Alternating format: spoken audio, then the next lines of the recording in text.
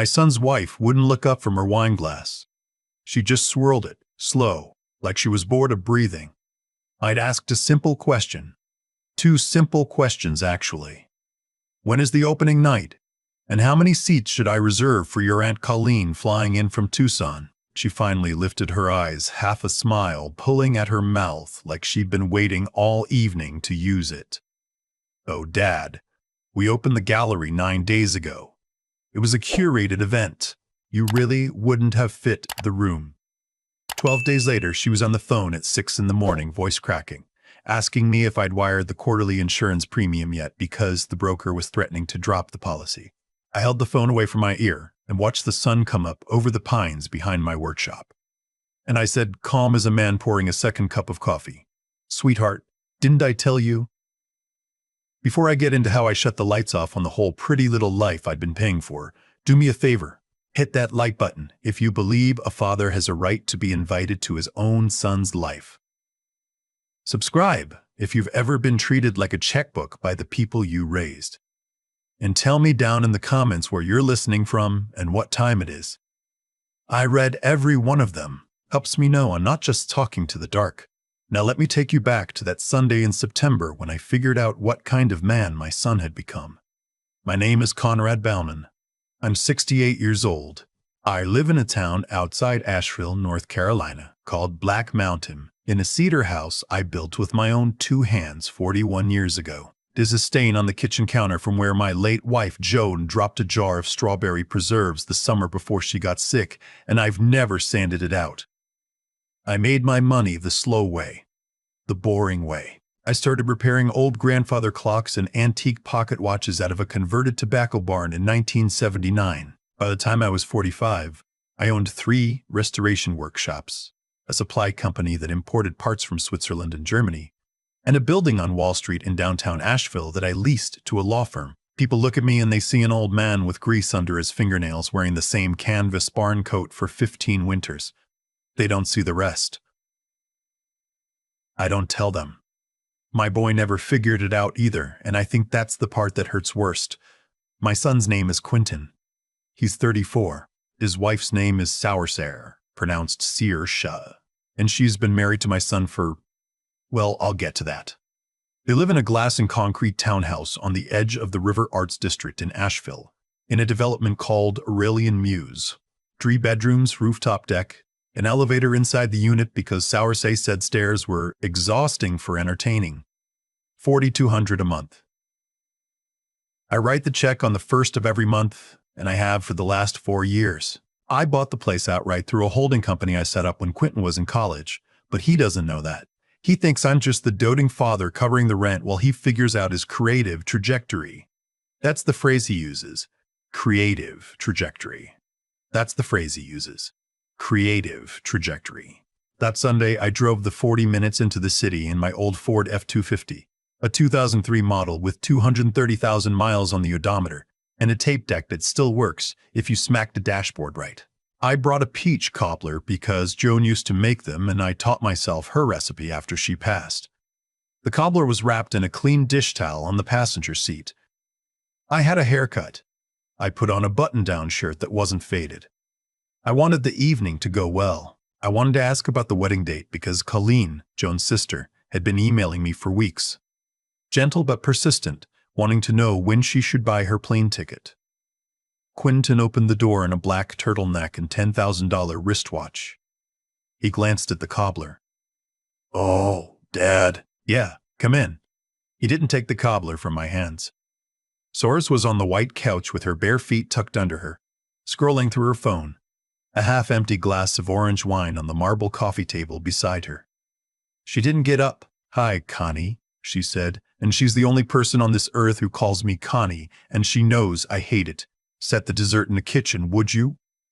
I set it on the counter. The counter was 8 feet of veined Italian marble. I paid the contractor $16,000 for that counter 2 years ago, when she said the old quartz one made the kitchen feel low effort. I sat down at the dining table. Quentin poured me a glass of wine I didn't want, and tried to make small talk about an art fair he'd been to in Charleston. I let him talk. I waited. Then I said, "Son, before I forget, Your Aunt Colleen called me last week. She wants to come out for the wedding. She just needs the date so she can book her flight. You two pick a Saturday yet?" The air went out of the room. Quentin looked at his wife. His wife sighed like I'd asked her to explain calculus. "Connie," she said. "Honey, don't be weird about this." "Weird about what?" She set her phone down. She actually set it down. That's how I knew it was coming. "We got married a week ago Saturday, at Biltmore. It was very small. 40 people. It was just for our circle. Quentin didn't want to put you in a position where you'd feel uncomfortable. I am 68 years old. I have buried my parents. I have buried my wife. I have been kicked by mules and frostbitten. And once I cut off the tip of my left ring finger with a bandsaw and drove myself to the hospital with my hand wrapped in a t-shirt. I am not a man who falls apart easily, but for about 2 seconds in that dining room, with the smell of the cobbler still in the air, I could not get a breath into my lungs. You got married. My voice came out flat. A week ago Saturday. Him. Sowers picked her phone back up. It was beautiful. Tasteful. Very curated. Quentin. My son couldn't look at me. He was suddenly very interested in the rim of his wine glass. "Quentin, did you get married last Saturday?" "It wasn't a big thing, Dad." He shrugged one shoulder. He's 34 years old, and he shrugged one shoulder like a teenager caught skipping school. "It was Sears's parents' venue, you know? They have connections at Biltmore, and there was a whole 5 they wanted, and we figured we'd do something with you later. Like a barbecue. At your place. You'd like that better anyway, right? Beer in the yard." A barbecue. 40 people at Biltmore Estate, where you can't book a wedding for under $100,000. And they were going to do a barbecue with me at the house I built, while my son sat there picking at the corner of his napkin and refusing to meet my eyes. His wife slid one hand into her hair, and the diamond on her left ring finger caught the light from the pendant lamp overhead. 3 carats. Maybe more. I knew that ring because my son had come to me 6 months earlier, sat at this same table, and asked if I could float him $60,000 to get the perfect ring for the perfect proposal. He said it would mean everything to him. He said he'd pay me back when his next gallery commission came through. I wrote him a check that afternoon. I was looking at $60,000 of my retirement on a finger of a woman who had just told me I wasn't fit company for the day she put it on. I want to tell you that I yelled. I want to tell you that I threw the wine glass across the room and walked out swearing. I didn't. Something colder than anger took me over. I sat there and I looked around that townhouse the way a contractor looks at a job site. The custom shelving I'd paid to have installed. The induction range, the Belgian linen drapes. The art on the walls that Sowers said was essential to the brand. Every nail, every fixture, every square foot of climate-controlled comfort, paid for by a man whose presence would have embarrassed them at their own wedding. I wasn't family. I was infrastructure. I was the boiler in the basement. You don't invite the boiler to the housewarming party. I stood up. The chair scraped on the bamboo floor I'd paid $11,000 to have installed. "Where are you going?" Sorsay said. "You haven't eaten. I left the stove on at home." "That doesn't sound safe," she said, already looking back at her phone. "It isn't," I said. "Congratulations on the wedding." Quentin stood up to walk me to the door. He tried to put his hand on my shoulder. I shifted just enough so it didn't land. In the hallway, he said, "Dad, hey, don't be like that. We'll do something nice. I promise." The barbecue idea, it's a good idea. Sarasi's just stressed because of the gallery opening. She didn't mean it the way it sounded. "What gallery opening, son?" His face did something then. A flicker. He hadn't meant to mention it. "Oh. Yeah. Surzy and I, we're opening a little space in the River Arts District next month. Contemporary photography. Boutique. So curated it. We were going to tell you." "With what money?" Don't worry about it, Dad. With what money, Quentin? Investors, he said. Mostly Sawersi's parents, some other people. It's fine. Dad, we'll have you to the soft opening, okay? It's going to be amazing. I walked out of that townhouse and rode the elevator down to the lobby with my hands shaking so bad I had to shove them into my coat pockets. The doorman, a young guy named Dexter who I'd known for 3 years and who'd helped me carry firewood up to that unit 2 winters in a row, tipped his cap. Have a good night, Mr. Bauman. I told him good night back. I sat in the truck in the parking garage for 20 minutes before I trusted myself to drive. I drove home with the radio off. The peach cobblers stayed up in their kitchen. I never got it back. The next morning, I called my attorney. Her name is Patrice. She's been my lawyer for 19 years, and she answered on the second ring even though it was Monday at 7 in the morning. I told her what happened. She didn't interrupt. When I was done, she said, "What do you want to do, Conrad?" Pulled the file on Aurelian Muse Unit 4. The lease comes up for renewal in November, doesn't it? December 1st. Don't renew it. She was quiet for a beat. Are you sure? And Patrice pulled the file on the gallery space too. The one in the River Arts District. What gallery space? I gave her the address Quentin had mentioned. I'd written it down on a napkin in the truck. She said she'd look into it and call me back. She called me back at 4 in the afternoon.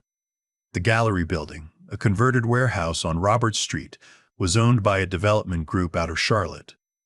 I knew the group. I'd done business with them for 12 years. The lease on the unit Source and Quentin were renting was a triple net, $2,800 a month, signed in June. I asked Patrice if the building was for sale. She said no. I asked her to find out for how much it would be for sale. She called me back the next morning. The owners were willing to entertain a number.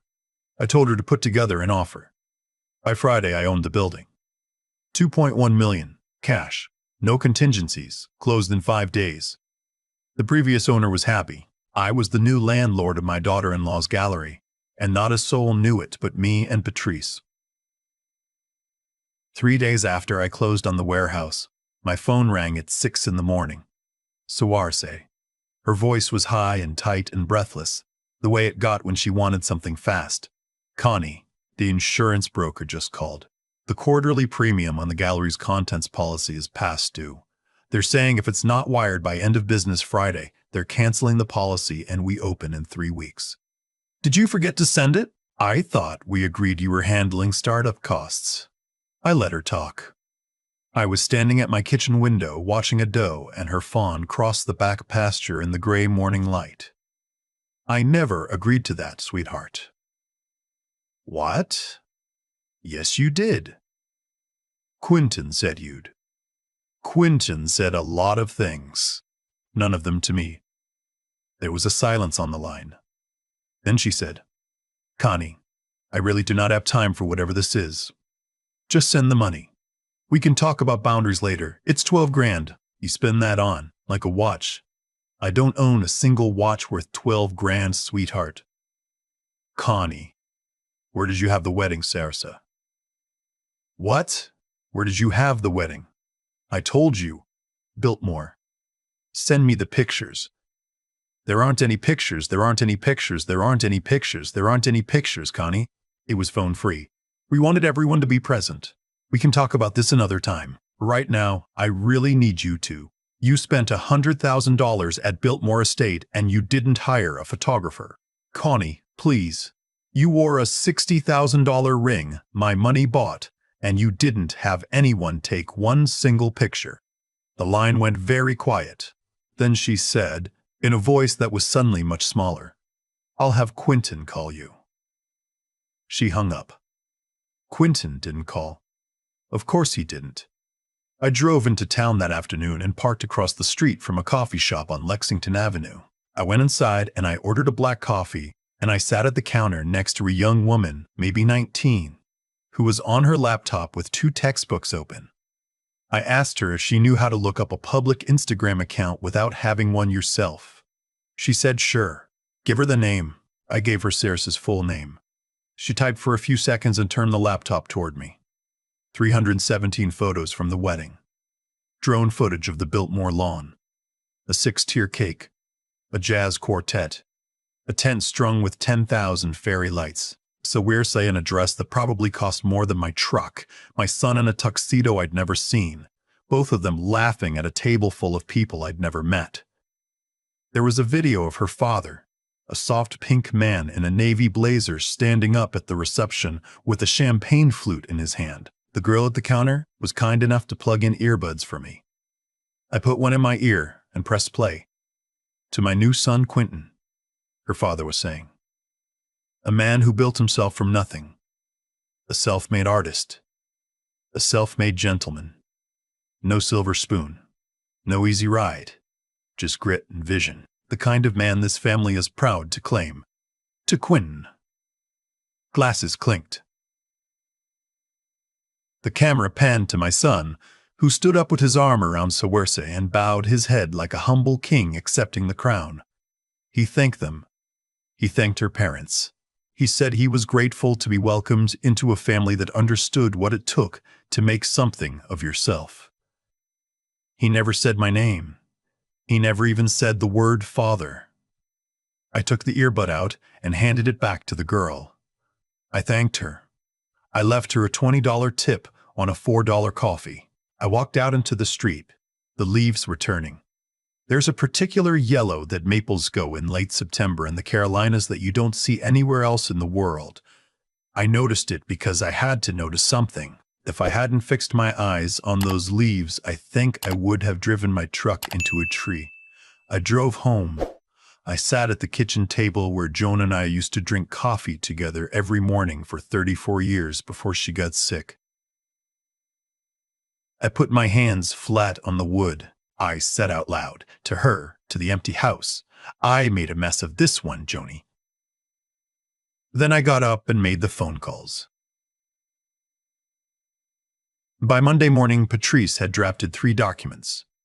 A notice of non-renewal on the townhouse at Aurelian Mews, effective December 1st, with 30 days to vacate. A notice of default on the gallery's commercial lease, citing 2 missed obligations Patrice had quietly identified in the fine print, and the letter to the insurance broker confirming that no payment would be forthcoming from my accounts or any account associated with me, ever, on any policy connected to Cerisa or Quentin, and that any prior arrangement they'd represented to him was unauthorized.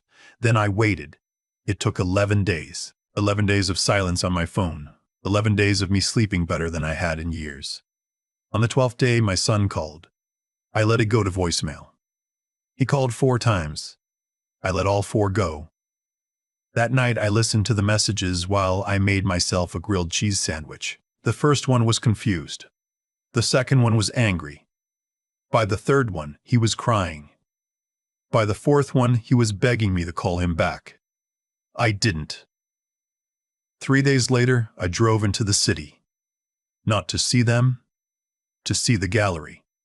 I parked across the street. Through the front window, I could see Saweersay in a cream-colored jumpsuit, gesturing at a framed photograph on the wall while a man in a suit, presumably a prospective buyer, listened politely. They didn't know yet. The default notice had gone out that morning. The insurance broker had pulled the policy the day before. The gallery was uninsured in breach of its lease, and the landlord, me, was about to give them 10 days to cure. I watched her gesture and laugh, and I watched my son hover behind her looking nervous, and I thought, my God, son, hover behind her looking nervous, and I thought, my God, son, you have no idea what's coming.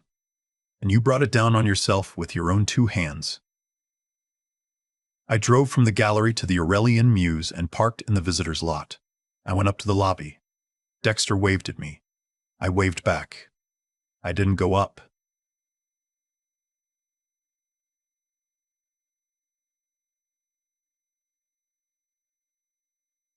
I just wanted to see the place once more before it stopped being mine in any sense that mattered. On the way out, I asked Dexter, casual, if my son and his wife had been in and out much lately.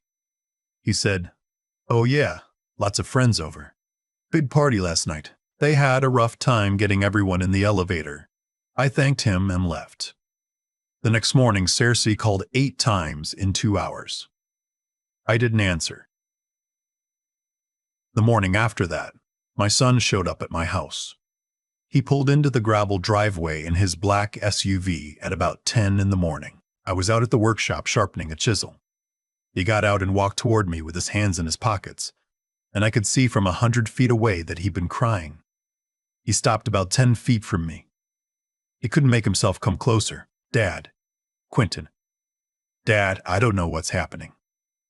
We got an eviction notice. The gallery got a default notice. The insurance was canceled. Sarah says she's losing her mind. Her parents called the leasing agent and they said it was the owner, but they wouldn't say who the owner was. Dad, somebody's coming after us, and I don't know who, and I don't know what to do. I set the chisel down on the workbench. I turned around. I looked at him for a long time. Son, did you have a good wedding? He flinched like I'd slapped him. Did you have a good wedding, Quentin? Dad, was it as beautiful as the pictures? The ones you didn't take? The ones I saw anyway because your wife forgot that everyone with a phone is a photographer? The cake, Quentin. 6 tiers. I counted them. Did you eat a slice? Was it good? Dad, please. Did her father give a nice toast? He started to cry.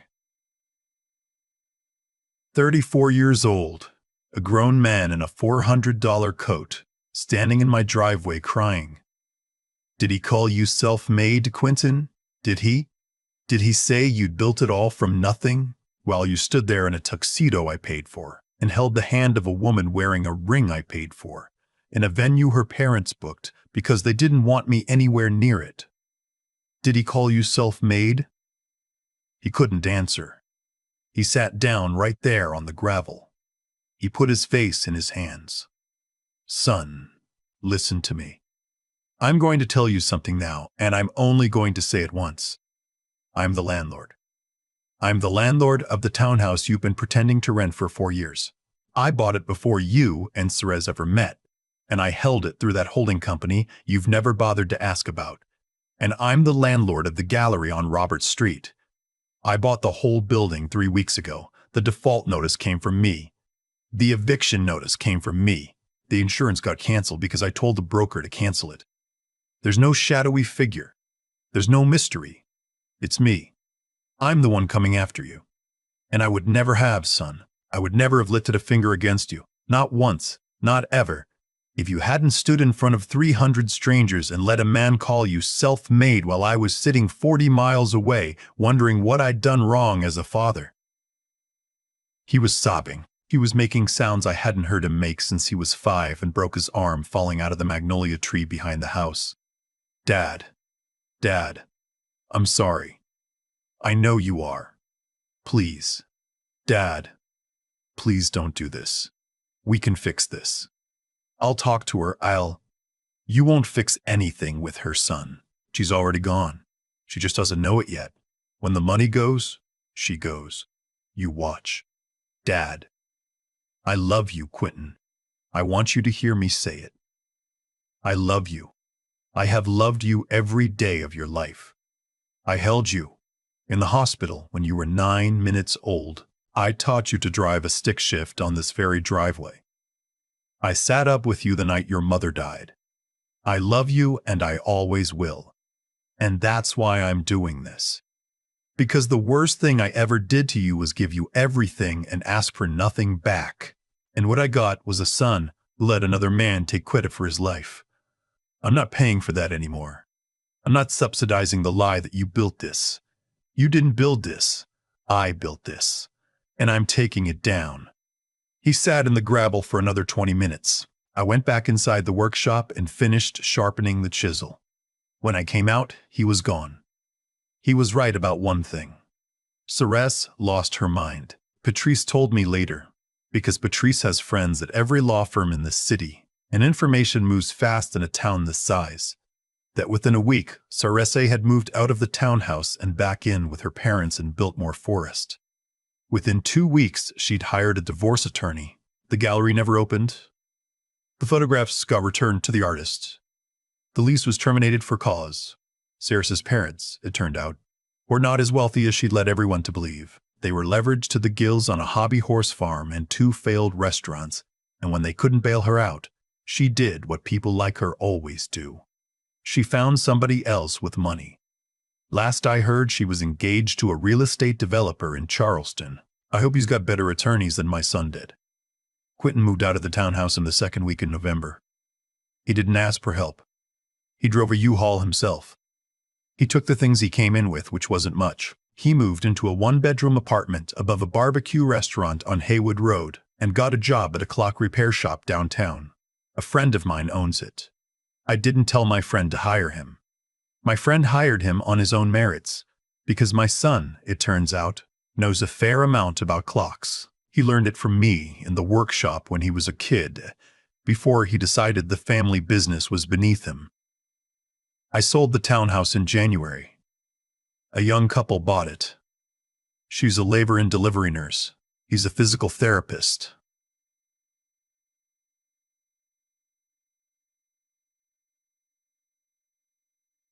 They have a 4-year-old daughter named Hattie. I left them a card on the marble counter welcoming them to the neighborhood. I sold the gallery building too. Took a small loss. Didn't care. The money from both sales, just over $2.3 million, went into a foundation. I named it the Joan Bauman Trade Fund after my wife. It pays the tuition of young men and women who want to learn a craft. Watchmakers, carpenters, welders, stonemasons. Anybody who works with their hands and means it. We funded 16 apprenticeships the first year. We'll do 24 this year.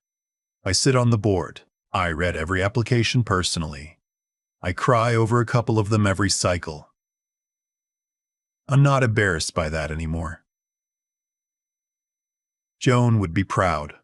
My son called me in March, 6 months after that Sunday dinner. I let it ring twice, and I picked up. Dad, son, could I come up there on Saturday? What for? I'd like to sit on the porch and have a cup of coffee with you, if that's all right. I held the phone. I looked out the kitchen window. The dew and the fawn were back. The fawn almost grown now, almost as big as her mother. I said, bring something. Don't come empty-handed. What should I bring? You figure it out, son. That's the whole point. He showed up Saturday morning at 8. He had a peach cobbler. He'd made it himself. He'd called your Aunt Colleen for the recipe, he said. The one Joan used to make. It wasn't as good as Joan's. It wasn't as good as mine either. But it was warm, and he'd made it with his own 2 hands, and we sat on the porch and ate it out of paper bowls. And we didn't talk about much. We didn't talk about Soursa. We didn't talk about Soursa. We didn't talk about the gallery. We talked about the clock shop and an old French carriage clock he was learning to regulate, and how the spring was coming early this year. He's coming up again next weekend. He's bringing biscuits. I don't know if we'll ever get all the way back to what we were. Maybe we won't. Maybe what we're building now is something different. Maybe it's better, because this time he's bringing something to the table instead of just taking from it. That's all I ever wanted. That's all I ever needed. I didn't need the wedding invitation. I didn't need the seat at Biltmore. I just needed a son who knew where he came from and wasn't ashamed of it. If you're a parent and you're watching this and you recognize yourself in any part of what I just told you, hear me. Loving your children is not the same as funding them. Generosity without expectation is not love. It's a slow-motion betrayal of both of you. You teach them their road. You teach yourself you're disposable. And one day they'll stand in a room full of strangers and let somebody else take credit for the life you gave them. And you'll be sitting at home wondering what you did wrong. You didn't do anything wrong, except love them too easy. The hardest love is the love that says no. The hardest love is the love that lets them fall. I lost a daughter-in-law I never had. I got my son back. The math works out. Tell me down in the comments, have you ever had to close the wallet to open the door back to your own child? I want to hear your stories. Hit the like, hit the subscribe, and tell me where you're listening from and what time it is. I'll be reading every single one of them tonight, on the porch, with a cup of coffee, and a chair that finally feels like it's mine again. I've been sitting with this story for almost a year now, and I think I finally understand what happened to us. Not what Quentin did, not what Sowers did, what I did. Because the truth is, none of this started the night they told me about the wedding at Biltmore. It started 20 years before that. The first time my son asked me for something he hadn't earned, and I gave it to him because I loved him, and because I could, and because I told myself a father's job was to make the road smoother. I was wrong about that. A father's job is to teach a child how to walk a rough road. Anything else is just a slow way of crippling them. Every dollar I handed Quentin without asking him to work for it was a small lesson. The lesson was, you don't have to. The lesson was, the world owes you. The lesson was, your father will catch you, so jump however you like. And he learned. He learned it so well that by the time he was 34 years old, he could stand in a room full of strangers and let another man call him self-made. And he didn't even flinch. He didn't flinch because in his mind he was self-made. The money had always just been there. He never saw me earn it. He never saw the cold mornings, the cut fingers, the years Joan and I went without a vacation so I could put more into the business. He never saw any of it. I made sure he never had to. And in protecting him from the cost of building a life, I robbed him of the strength that only comes from paying that cost yourself. I think a lot about character now, about how it's built. I don't think it comes from comfort. I think it comes from friction. From being told no and learning to live with it. From wanting something and having to figure out how to get it without anyone helping you. That's where the moral spine grows in. That's where the moral spine grows in. That's where the will to keep going when things hurt gets forged. I skipped all of that for my son, and I told myself it was generosity. It wasn't. It was vanity. I wanted to be the hero of his life. I wanted to be needed. And in the end, I was needed for exactly one thing. And the day I stopped providing it, the whole house came down. The thing is, Quentin is a better man this year than he was last year. He's tired. He's humbler.